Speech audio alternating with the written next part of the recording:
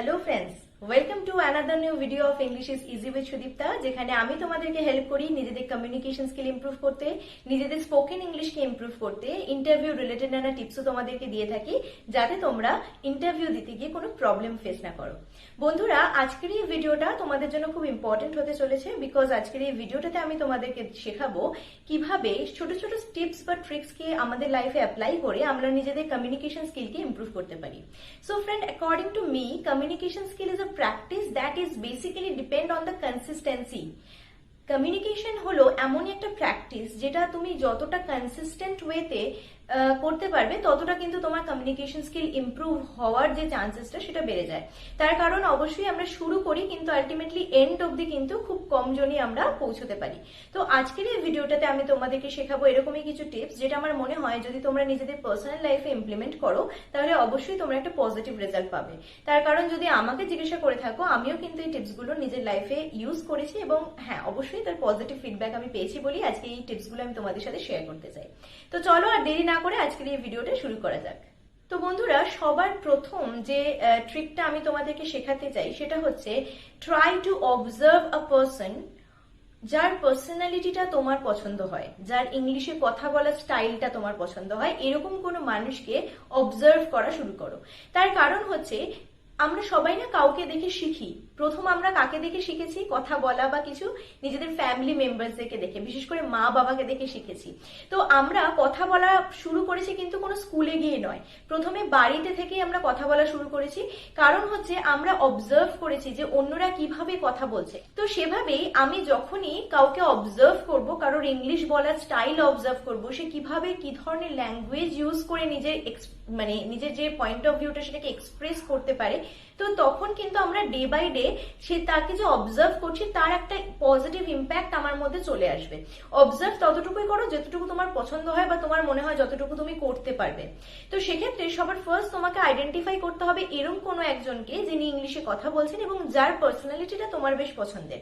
সেক্ষেত্রে তোমার যদি ফেভারিট কোনো ক্রিকেটার বা ফুটবলার থাকে, তার ভিডিওস দেখো, তার ইন্টারভিউজ দেখো। তোমার যদি কোনো হিরোজ আর হিরোইনকে ভালো লাগে, same rules applicable for them also. দেখো সে কিভাবে কথা বলছে, কিভাবে ছোট ছোট সিম্পল ওয়ার্ডস ইউজ করে কথা বলছে। এবং আমি যদি ভুল না হই, তাহলে আমরা কিন্তু বেশিরভাগ যারা আছি, যারা ফিল করি যে আমার ইংলিশ কোথাও না কোথাও উইক, কিন্তু তারা এই ধরনের সব ইন্টারভিউ এর মানে কিন্তু বুঝে যায় খুব সহজে। তো সেক্ষেত্রে আমি যদি এরকম একজনকে অবজার্ভ করে চলা শুরু করি, তাহলে কিন্তু আমি বুঝতে পারবো কিভাবে ছোট ছোট সেন্টেন্সেস, ইজি সেন্টেন্সেস ইউজ করে খুব ইজিলি নিজের মনের ভাবকে প্রকাশ করা যায়, এবং সেটা আমার মনে হয় অবশ্যই আমার কমিউনিকেশন স্কিল ইমপ্রুভ করতে সাহায্য করবে। সো দ্য টিপস নাম্বার 2, এই টিপসটা কিন্তু খুব ইন্টারেস্টিং, এবং আমার মনে হয় এই টিপসটাকে অ্যাপ্লাই করা লাইফে তোমাদের অনেকেরই পক্ষে অনেক সুবিধা হবে। তার কারণ আমাদের লাইফের বেশ একটা পার্ট জুড়ে রয়েছে এন্টারটেনমেন্ট। একদমই ঠিক শুনেছো, try to entertain yourself with some stuffs that is related to English. ইংলিশে হয় বা ইংলিশে কথা বলা হয় এরকম ধরনের এন্টারটেনমেন্ট রিলেটেড স্টাফের সাথে নিজেকে আরো বেশি ইনভলভ করো। যেরকম যদি আমাকে তোমরা বলতে চাও as an example, web series দেখো, try to follow the web series as much as you can, that is available on Netflix. এছাড়া বিভিন্ন ধরনের আমেরিকান যে শোজ গুলো হয়, যেগুলো দেখতে তোমার ভালো লাগে। আবারও বলছি, এন্টারটেইনমেন্ট কিন্তু এমন একটা জায়গা যেটা আমরা আমাদের নিজের ভালো লাগা থেকে করি। কারোর খেলা দেখতে ভালো লাগে, কারোর কার্টুন দেখতে ভালো লাগে, কারণ কার্টুন দেখার সত্যি কোনো বয়স হয় বলে আমার মনে হয় না। আবার কারোর ভালো লাগে মুভিজ দেখতে, ওয়েব সিরিজ দেখতে, কারোর বিভিন্ন ধরনের আননোন ফ্যাক্টসও জানতে ভালো লাগে। তো যার যে ধরনের ইন্টারেস্ট আছে সেই ইন্টারেস্টটা রিলেটেডই ভিডিওস তুমি দেখো, বাট অবশ্যই যেটা মাথায় রাখতে হবে তোমাকে, ইংলিশে দেখতে হবে। কেন, তার কারণটা আমি বলে দিই।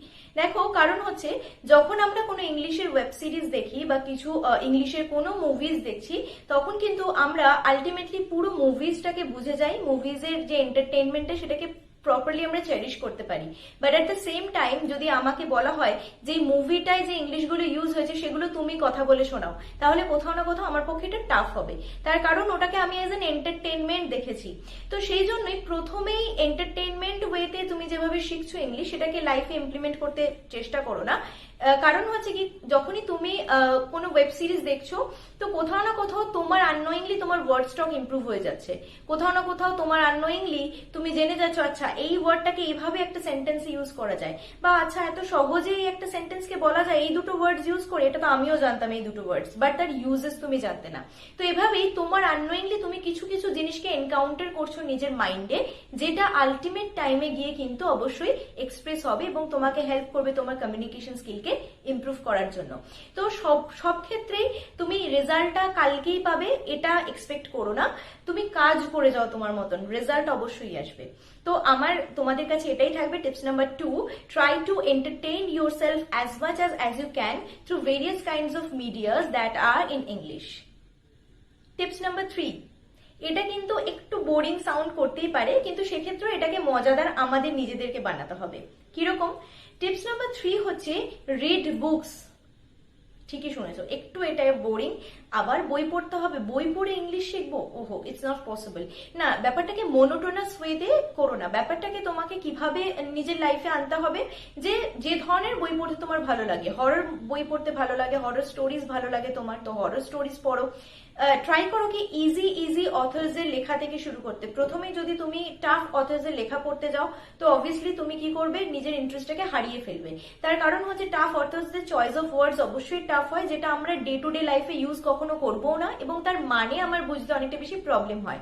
তো এরকম কোন অথর্স, ইন্ডিয়ান অথর্স আর অলসো ভেরি গুড, তো তুমি ইন্ডিয়ান অথর্স দিয়ে কি শুরু করো, যাদের বইগুলো খুব সিম্পল ল্যাঙ্গুয়েজে লেখা, যে বইগুলো তোমার পড়তে ভালো লাগে। ওকে, তুমি টপ রেটেড বুকসও দেখতে পারো, যে ওয়েবসাইটে গুগলে অ্যাভেলেবল রয়েছে, সেগুলোকে জাস্ট পিডিএফ তুমি ডাউনলোড করো, তোমার কস্টিংও করতে হবে না কিছু, পিডিএফ তুমি ডাউনলোড করো, ডাউনলোড করে বইগুলোকে পড়ো। এরকম নয় যে এগুলো আমাদের স্টাডি মেটেরিয়াল, তো আমাকে 1 মাসের মধ্যে শেষ করতে হবে, যখন টাইম পাচ্ছ তখনই পড়ো, বাট হ্যাঁ অবশ্যই পড়তে কিন্তু তোমাকে হবে, এবং ইচ এন্ড এভরি ডে একটা লিমিটেড অ্যামাউন্টে তুমি পড়ো, যাতে কিনা যে তোমার প্রগ্রেসটাকে তুমি নোটিস করতে পারো। কারণ আমি আবারও বলেছি, কনসিস্টেন্ট তোমাকে হতে হবে, কনসিস্টেন্ট ওয়েতে তোমাকে কিন্তু নিজের কমিউনিকেশন স্কিলকে ইমপ্রুভ করতে হবে। তো সেক্ষেত্রে এই টিপস গুলোকেও তোমাকে কিন্তু ডেইলি ফলো করতে হবে। তো বইও পড়তে পারো, বা ধরো তোমার নিউজ পেপার পড়তে সেভাবে ভালো লাগে না, বাট তুমি খেলা রিলেটেড নিউজ পড়তে খুব ভালোবাসো, তো সেক্ষেত্রে কোনো অসুবিধা নেই, নিউজ পেপারের অনলি ক্রিকেট আর ফুটবল রিলেটেড যে পেজগুলো রয়েছে সেগুলো নিউজগুলো পড়ো। তাতেও কিন্তু কি হচ্ছে, তুমি ওয়ার্ডস, নতুন ওয়ার্ডস শিখছো, তুমি ওয়ার্ডস এর মানে বুঝছো, কারণ তুমি যখন নিউজ পড়ছো এবং আলটিমেটলি তুমি বুঝতে পারছো কি সেখানে লেখা হয়েছে, তার মানে তুমি ইংলিশটা পুরোটা পড়ে কভার আপ করতে পারছো এবং পুরোটার মানে তুমি বুঝতে পারছো। কোথাও না কোথাও তোমার ওই ল্যাঙ্গুয়েজটা সম্বন্ধে যে নলেজ, সেটা ইনক্রিজ অবশ্যই হচ্ছে। তো সেক্ষেত্রে যে কোনো ধরনের ইংলিশের মেটেরিয়ালস তুমি পড়তে পারো, বই হতে পারে, কোনো জার্নালস হতে পারে, কোনো ধরনের স্পেসিফিক কিছু ফ্যাশন রিলেটেড তোমার কিছু পড়তে ভালো লাগে, মেয়েদের স্কিন কেয়ার রিলেটেড জিনিসপত্র জানতে ভালো লাগে, তো হ্যাঁ কোনো অসুবিধা নেই, স্কিন কেয়ার রিলেটেড নিউজ ম্যাগাজিনে যদি কোনো কিছু আসে তো সেটুকুই পড়ো না, একদিন কেন 2-3 দিন অন্তর অন্তর রিপিট করো। তো এভাবেই পড়ার মাধ্যমে কিন্তু আমরা কি করতে পারি, নিজেদের কমিউনিকেশন স্কিলটাকে ইমপ্রুভ করতে পারি। টিপস নাম্বার 4, যেটা আমাদেরকে অবশ্যই হেল্প করবে নিজের কমিউনিকেশন স্কিল ইমপ্রুভ করতে, সেটা হচ্ছে ইমপ্রুভ ইউর রাইটিং স্কিল।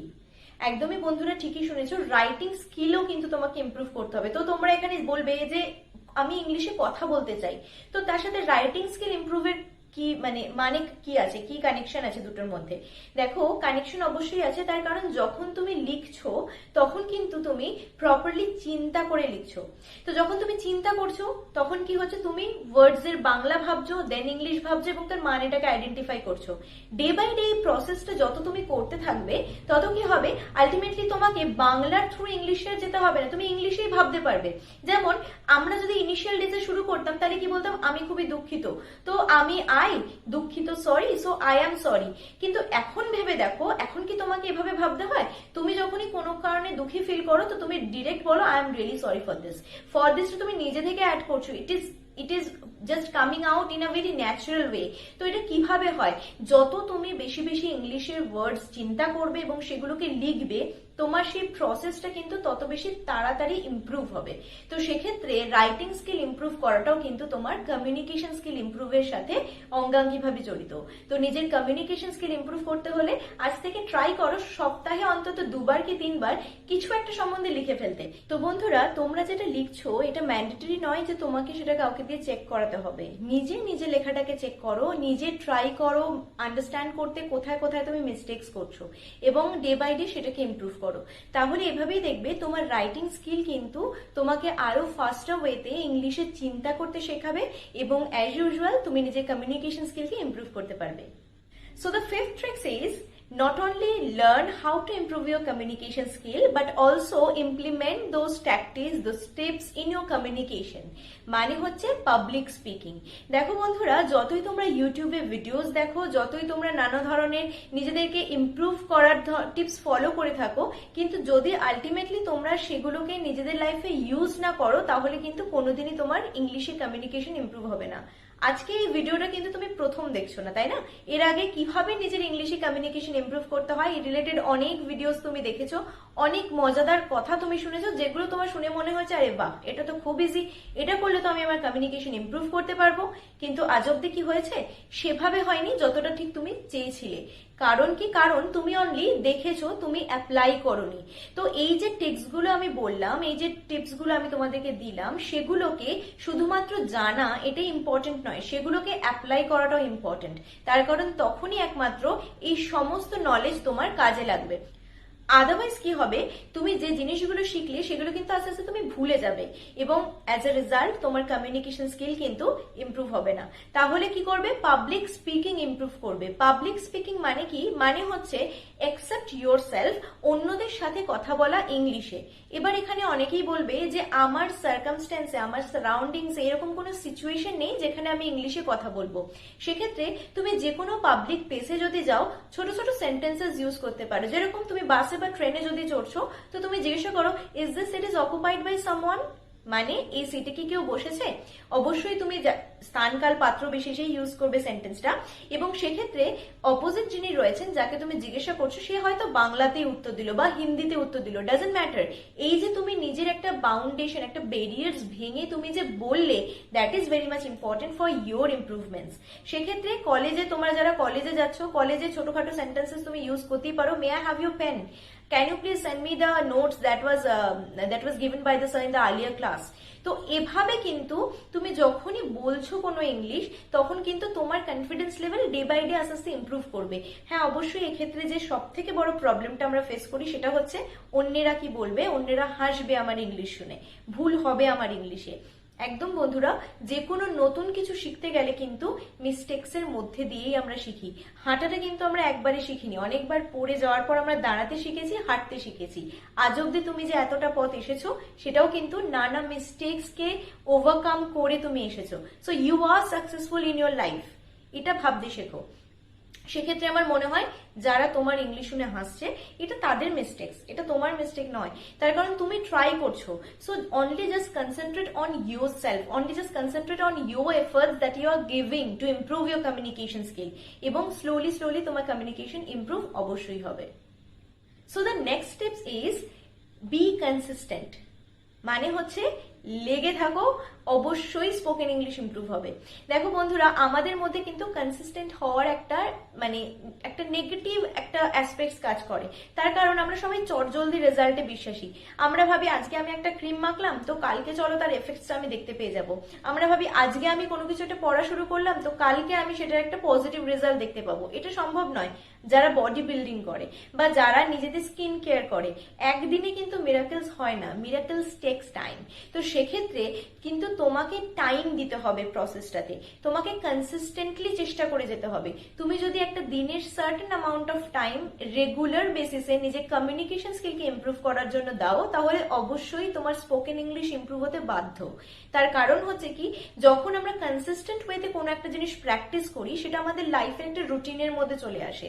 তো অবশ্যই ডে বাই ডে আমার সেই রুটিনটা ইমপ্রুভ হতে থাকে, এবং আমার কমিউনিকেশন স্কিলও যদি আমার রুটিনে ইনক্লুড হয়ে যায়, তাহলে কিন্তু অবশ্যই সেটা ইমপ্রুভ হবেই হবে।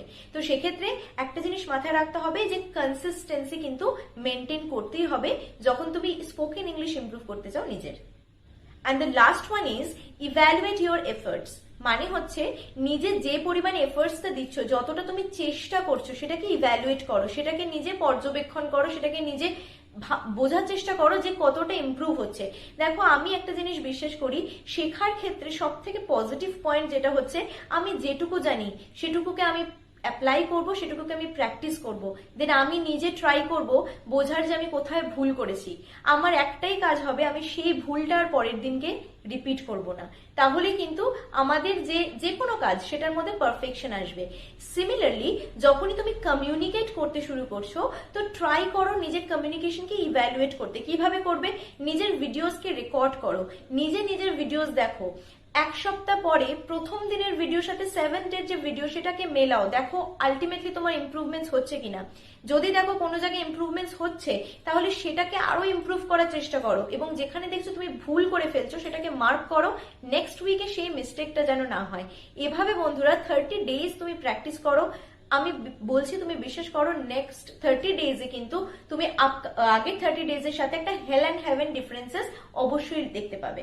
তো এভাবেই নিজেকে নিজে ইভ্যালুয়েট করতে শেখো, নিজে বুঝতে শেখো যে নিজের কোনটা প্লাস পয়েন্ট, কোনটা নেগেটিভ পয়েন্ট, কোথায় তুমি ল্যাক করছো, কোনটা তোমাকে ইমপ্রুভ করতে হবে। নিজেদের ছাড়া নিজেকে ইভ্যালুয়েট করা কিন্তু অলমোস্ট ইম্পসিবল। তোমাকে বাইরে থেকে যে কোনো কেউ জাজ করতে পারে, কিন্তু you are the best critic of yourself. তুমি নিজে কিন্তু নিজের বেস্ট ক্রিটিক, তো এটা সবসময় মাথায় রাখবে। তো আশা করি এই যে টিপসগুলো আমি তোমাদেরকে দিলাম, এগুলো অবশ্যই তোমাদেরকে হেল্প করবে তোমার কমিউনিকেশন ইমপ্রুভ করতে। যদি এগুলো তোমাদের পজিটিভ মনে হয়, যদি মনে হয় হ্যাঁ একটু আধটু ভালো লেগেছে ভিডিওটা, যদি মনে হয় অবশ্যই এই টিপসগুলো ফলো করে তুমি নিজে কমিউনিকেশন স্কিল ইমপ্রুভ করতে পারবে, তাহলে যাওয়ার আগে ভিডিওটা লাইক করে দিয়ে যাও, এবং হ্যাঁ শেয়ার করো তোমার সেই সব বন্ধুদের সাথে যাদের কমিউনিকেশন স্কিলের প্রবলেম রয়েছে এবং যাকেও তুমি হেল্প করতে চাও। তার কারণ আমরা সবাই জানি শেয়ারিং ইজ কেয়ারিং। আর হ্যাঁ, যদি এখন অব্দি চ্যানেলটিকে সাবস্ক্রাইব না করে থাকো, তাহলে একদম দেরি না করে চ্যানেলটিকে এখনই সাবস্ক্রাইব করে নাও। Not only communication skill related video, তোমরা ইন্টারভিউ রিলেটেড ভিডিওস কিন্তু এখানে অবশ্যই পাবে, তার সাথে vocabularies, grammars, spoken English related ভিডিওসও রয়েছে। তো সেই সব ভিডিওস গুলোকে প্রপারলি ইন টাইমে দেখতে হলে অবশ্যই সাবস্ক্রাইব করতে হবে আমার চ্যানেলটিকে। আর আজকে এই পর্যন্তই, দেখা হচ্ছে অন্য কোনো একদিন অন্য কোনো একটা নতুন ভিডিওতে, অন্য কোনো একটা নতুন টপিক নিয়ে। Until the time, keep learning and stay positive. Bye bye.